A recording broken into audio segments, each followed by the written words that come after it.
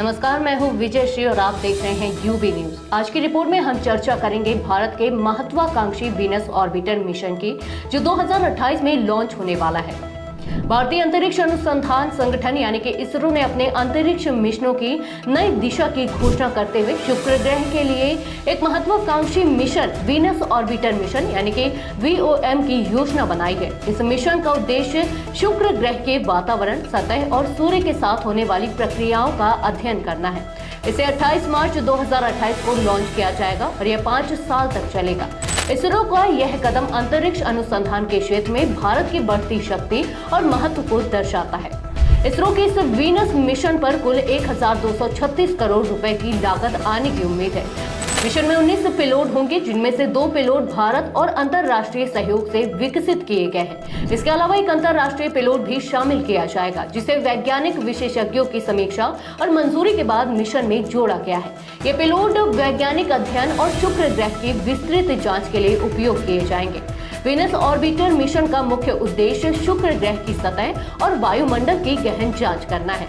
Mission शुक्र ग्रह के वायुमंडल में धूल और गैसों की जांच करेगा, सतह का उच्च रिजोल्यूशन मैपिंग करेगा और एक्सरे स्पेक्ट्रम का अध्ययन करेगा और ग्रह की वायु संरचना का विश्लेषण करेगा। इसरो के वैज्ञानिकों का कहना है कि यह मिशन चंद्रयान 3 की तर्ज पर नई तकनीक के विकास और परीक्षण में भी मदद करेगा। इसमें एरो ब्रेकिंग और थर्मल मैनेजमेंट जैसी अत्याधुनिक तकनीकों का परीक्षण किया जाएगा, जो कठोर शुक्र ग्रह के वातावरण में स्पेसक्राफ्ट की सुरक्षा और स्थिरता सुनिश्चित करेंगे। आइए जानते हैं कि पहले के मिशनों से कैसे अलग होगा वो। इसरो ने बताया कि शुक्र ग्रह पर अब तक अन्य देशों द्वारा किए गए मिशनों में ग्रह के दक्षिण ध्रुवीय क्षेत्रों या भूमध्य रेखा बेल्ट के क्षेत्रों में कवरेज सीमित था। इन मिशनों से प्राप्त जानकारी वैश्विक स्तर पर पर्याप्त नहीं है। इसरो का वीनस ऑर्बिटर मिशन शुक्र ग्रह की संपूर्ण वैश्विक मैपिंग करेगा। यह हवाओं, तरंगों और रासायनिक संरचनाओं जैसी विभिन्न घटनाओं के भी ग्लोबल मैपिंग करेगा, जिससे भविष्य के मिशनों के लिए एक महत्वपूर्ण डेटाबेस तैयार किया जा सकेगा। इसरो के अनुसार वीनस ऑर्बिटर मिशन पृथ्वी से शुक्र ग्रह तक पहुंचने में 112 दिनों से अधिक समय लेगा और यह 19 जुलाई 2028 तक पृथ्वी पर वापस लौट सकता है।